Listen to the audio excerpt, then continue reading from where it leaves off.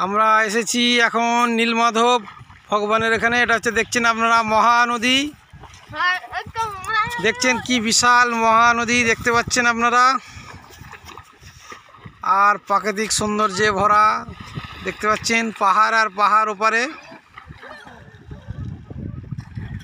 এই যে মহানদী। আর সেই দূরে চূড়া দেখা যায় আদি জগন্নাথ নীলমাধবের। প্রাকৃতিক সৌন্দর্যে ভরা আপনারা দেখতে পাচ্ছেন।